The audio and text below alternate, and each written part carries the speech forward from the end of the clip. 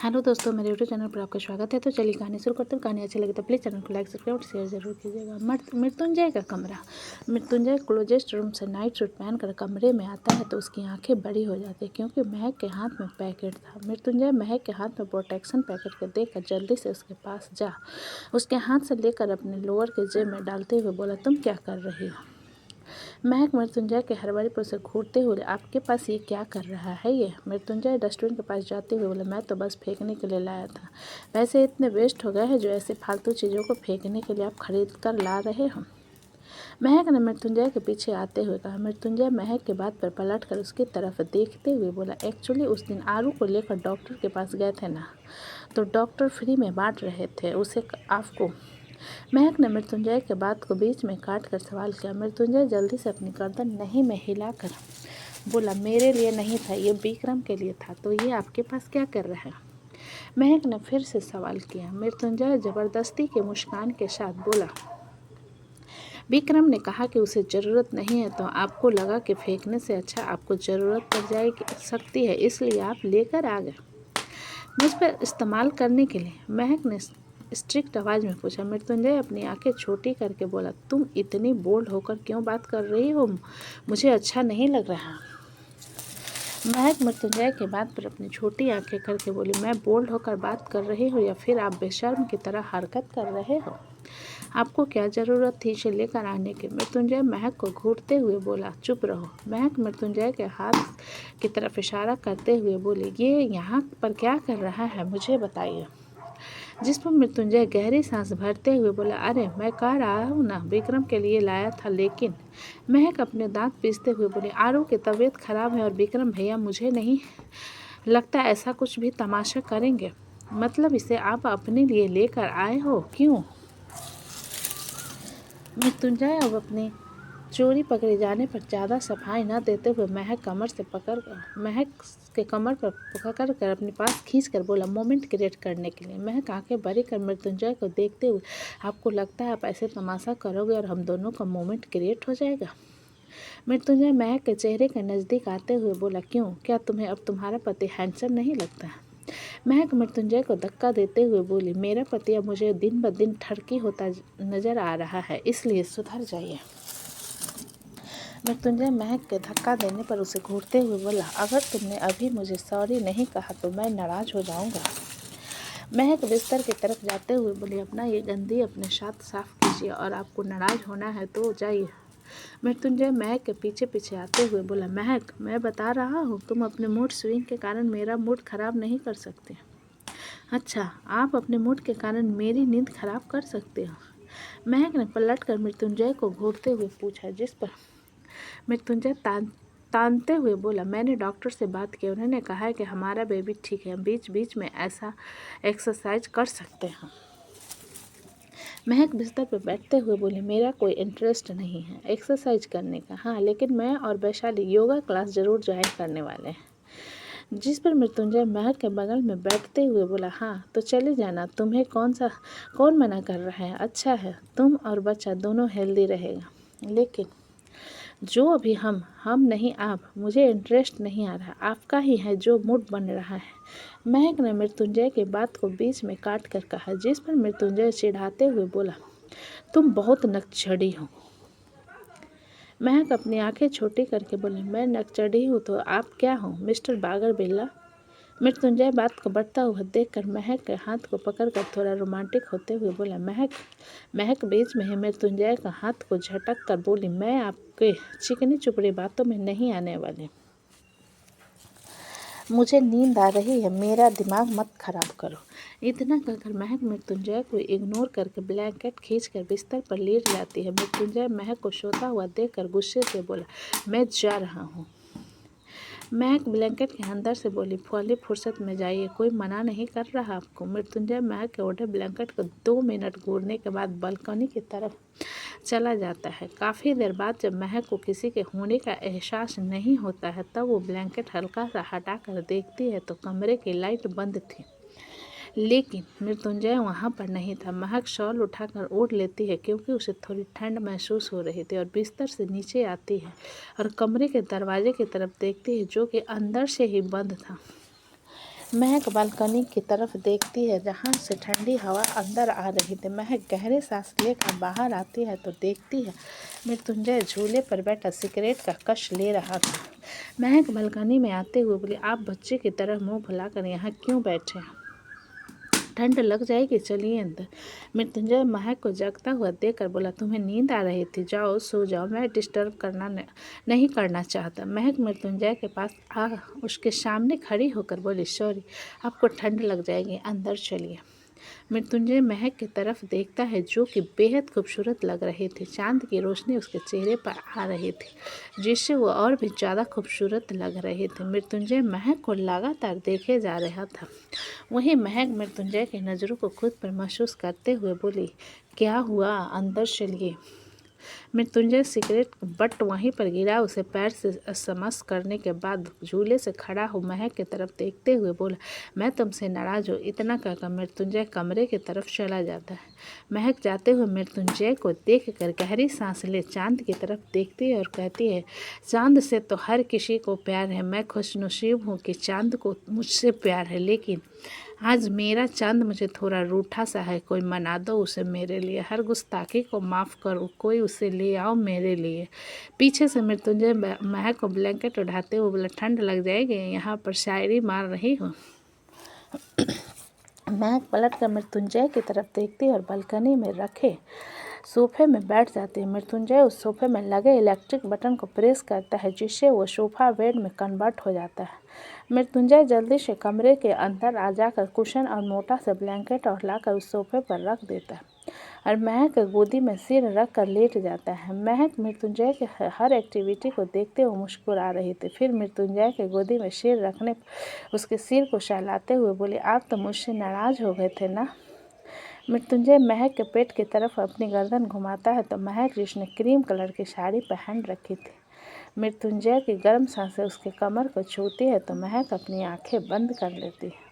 मृत्युंजय महक के पेट पर किस करते हुए बोला, हाँ, मैं अपने बच्चे से नाराज़ नहीं हूँ, उसकी मॉम से नाराज़ हूँ और मेरे बच्चे को अपने डैड की आदत हो गई, इसलिए मैं अपने बच्चे को नहीं छोड़ सकता। महक मृत्युंजय की बात सुन अपनी आंखें छोटी करके बोली, एक्सक्यूज़ मी, आपके बच्चे से ज़्यादा उसकी माँ को आपकी आदत हो गई है।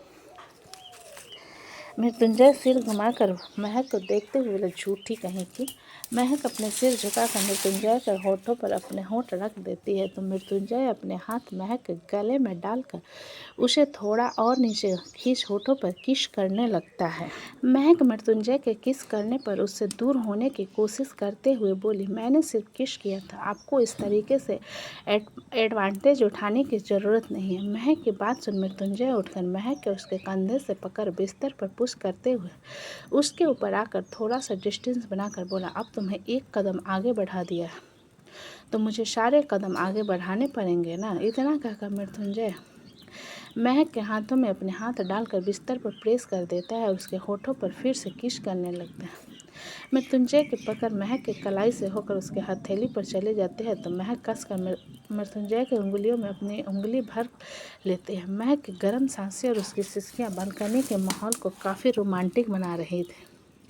इधर ऋतिक अपने फार्म हाउस के गार्डन में सिगरेट और दूसरे हाथ में वाइन का गिलास लिए घूम रहा। तभी ऋतिक को ऐसा महसूस होता है जैसे गार्डन में कोई कूदा हो।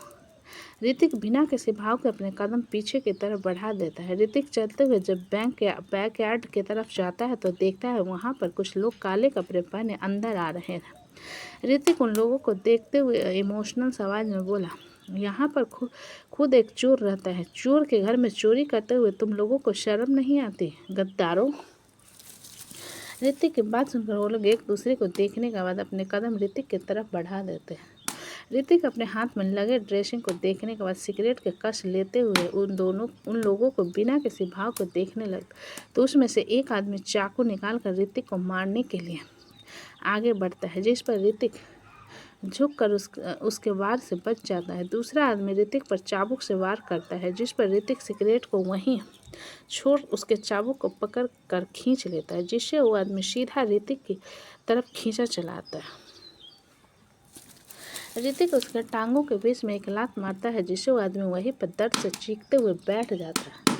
जिसे देखकर ऋतिक बुरा सा मुंह बनाता है। वहाँ पर आए हुए सभी लोग ऋतिक को मारने के लिए एक साथ आगे बढ़ते हैं। ऋतिक उन सबकी तरफ देखता है जो कि 7 लोग थे। वह अपने वाइन के गिलास को वहाँ पर रखे फाउंटेन के साइड पर रख देता है। फिर अपने शर्ट के स्लीव को ऊपर कर उन लोगों को हाथ दिखाते हुए अपनी तरफ अपने आने का इशारा करता है, जिस पर वो लोग एक साथ ऋतिक पर टूट पड़ते हैं। ऋतिक सब लोगों को कपड़े की तरह धो रहा था। पीछे से एक आदमी उसके सिर पर रॉड से वार करता है, लेकिन ऋतिक को पड़ने से पहले ही कोई उसके सामने आ जाता है जिससे रॉड सीधा उसके कंधे पर लगती है। प्रकृति दर्द से कराह उठती है। ऋतिक लड़की के कराहने की आवाज़ पर पलट कर देखते हैं तो प्रकृति अपने कंधे को पकड़कर दर्द से कराहते हुए सिकुड़ कर वहीं जमीन पर ही लेट गई थी।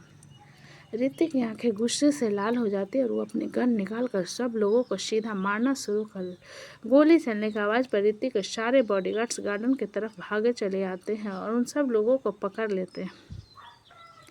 ऋतिक शेलमन की तरफ देखते हुए गुस्से से बोला, जिसका भी हाथ है सबके पीछे उसे मौत के घाट उतार दो और डॉक्टर को कॉल करो। इतना कहकर ऋतिक प्रकृति को अपनी बाहों में उठाकर सीधा फार्म हाउस के अंदर अपने कमरे की तरफ ले जाता है। वहाँ पर जो एक 50 साल की फीमेल केयर टेकर थी, ऋतिक को किसी लड़की को अपने कमरे में ले जाता हुआ देखकर हैरान हो जाती है, क्योंकि वो कितना भी इम्पोर्टेंट पर्सन क्यों ना हो, ऋतिक किसी को अपने कमरे में नहीं आने देता था। ऋतिक प्रकृति को अपने कमरे में लाकर अपने बिस्तर पर सुला उसके गाल को थपथपाते हुए बोला, हे इडियट, आंखें खोलो। प्रकृति दर्द में कराहते हुए बोली, आह मेरा बैग। प्रकृति के बात सुनकर ऋतिक की आंखें छोटी हो जाती है और प्रकृति को घूरते हुए कहता है, इतनी रात को तुम एक पराये मर्द के घर में अपना वो सो कॉल्ड गंदा सा बैग लेने आई हो? तुम्हारा दिमाग खराब हो गया है क्या? प्रकृति आंखों में नमी लिए ऋतिक को देखते हुए बोली, मैंने तुम्हें बचाया और तुम मुझ पर चिल्ला रहे हो? ऐसी कैसी शुक्रिया अदा करते हैं?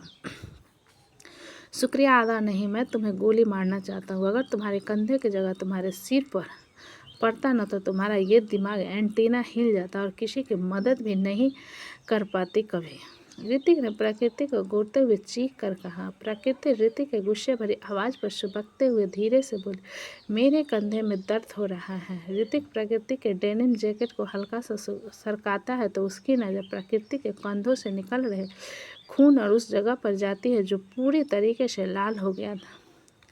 प्रकृति ऋतिक के ऐसे टच करने पर उसके हाथ को पकड़ते हुए, छू क्यों रहे हो? ऋतिक प्रकृति के हाथ को अपने हाथ में देखकर प्रकृति की तरफ देखते हुए बोला, इंटरेस्ट नहीं है, बस देख रहा था, ज़्यादा तो नहीं लगे। प्रकृति ऋतिक के हाथ से अपना हाथ हटाते हुए उठने की कोशिश करती है, तब उसे महसूस होता है कि वो अपने हाथ को भी नहीं हिला पा रही थी। प्रकृति रोते हुए ऋतिक से बोली, आज तक रेसिंग करते वक्त भी मुझे चोट नहीं लगी और तुम्हारे कारण देखो मैं एक हाथ से पैरालाइज हो गई।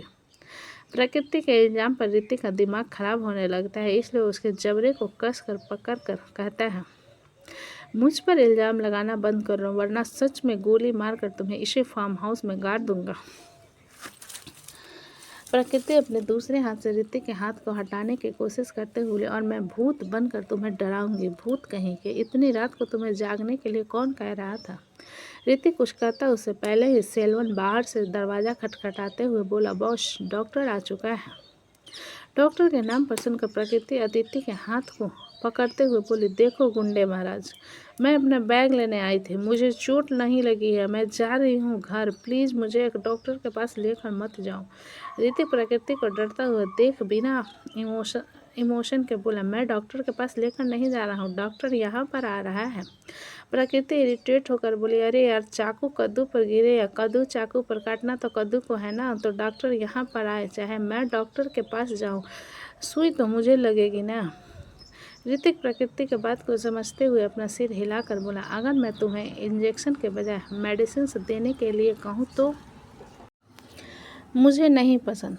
प्राकृतिक ने सीधा ना कहा, जिस पर ऋतिक थोड़ी तेज आवाज़ में सेल्वन से बोला, गाड़ी रेडी करो, मैडम को सर्जरी की ज़रूरत है। ऋतिक की बात पर प्रकृति उठने की कोशिश करती है, लेकिन उसे उठा भी नहीं जा रहा था, जिस कारण वो रोते हुए ऋतिक से बोली, अरे यार, मुझे जाने दो ना, मुझे नहीं करवाना इलाज। तभी डॉक्टर अंदर आ जाते हैं। ऋतिक मेल डॉक्टर को देखते हुए बोला, इसका हाथ कंधे से लेकर काट दो। ऋतिक की बात पर डॉक्टर और प्रकृति दोनों हैरानी से ऋतिक की तरफ देखने लगते। ऋतिक प्रकृति के हैरान नज़रों को महसूस करके बोला, वाट। प्रकृति अपने दांत पीसते हुए बोली, मेरा हाथ तुम्हें क्या कोई लौकी नजर आ रहा है जिसे काट दो कह रहे हो? अपनी जुबान क्यों नहीं कटवा लेते? जहर उगल रही हो। ऋतिक प्रकृति की बात को इग्नोर कर डॉक्टर से बोला, मैंने कुछ कहा डॉक्टर, सुनाई नहीं दिया तुम्हें?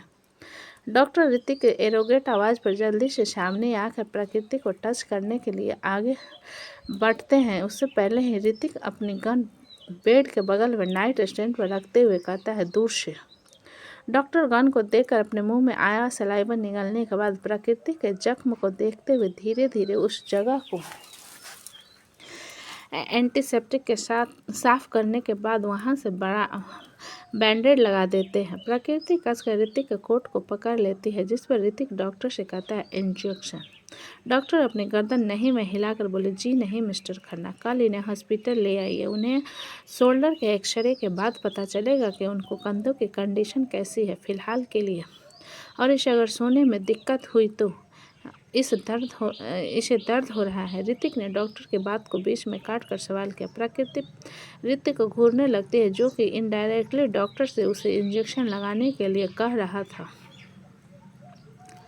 वहीं ऋतिक के बात में डॉक्टर कुछ कहता उससे पहले प्रकृति चिल्लाते हुए बोले, मुझे दर्द नहीं हो रहा है, मुझे नहीं लगाना है इंजेक्शन। ऋतिक प्रकृति को इग्नोर कर डॉक्टर से बोला, इसे इंजेक्शन लगाओ। प्रकृति बच्चे जैसा मुंह बनाकर ऋतिक से बोली, देखो गुंडे, तुम इस तरीके से ज़बरदस्ती नहीं कर सकते, वरना मैं रो दूंगी। मैं बहुत बुरी तरीके से रोती हूँ। डॉक्टर ऋतिक और प्रकृति के बीच में फंस गया था, जिस पर डॉक्टर प्रकृति के पेन रिलीफ के लिए इंजेक्शन रेडी करने लगता है। प्रकृति डॉक्टर को इंजेक्शन रेडी करता हुआ देखकर ही रोना शुरू कर देती है, जिस पर ऋतिक उसके तरफ देखते हुए कहता है, शुअर की तरह भौंकना बंद करो। कुत्ते भौंकते हैं कमीने, आदमी शुअर नहीं भौंकता। प्रकृति ने गुस्से में चिल्लाकर कहा। ऋतिक बुरी तरीके से प्रकृति को घूरने लगता है कि डॉक्टर प्रकृति की तरफ देखते हुए कहते हैं, मैम इंजेक्शन। प्रकृति रोते हुए ऋतिक की तरफ इशारा करके बोली, इसके दिमाग में लगाओ।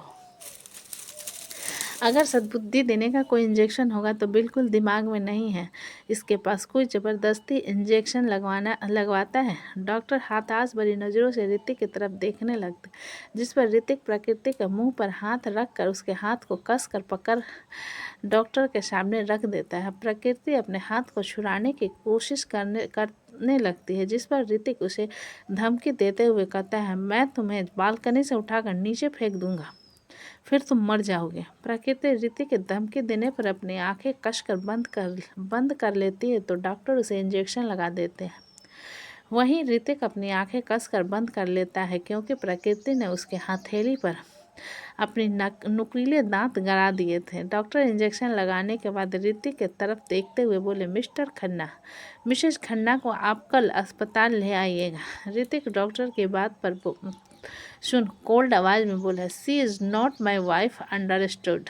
तो दोस्तों कहानी कैसी लगी मुझे कमेंट में लिखें। अच्छी लगे तो प्लीज़ चैनल को लाइक करें, सब्सक्राइब करें और ज़्यादा से ज़्यादा शेयर करें। कहानी को पूरा सुनने के लिए धन्यवाद।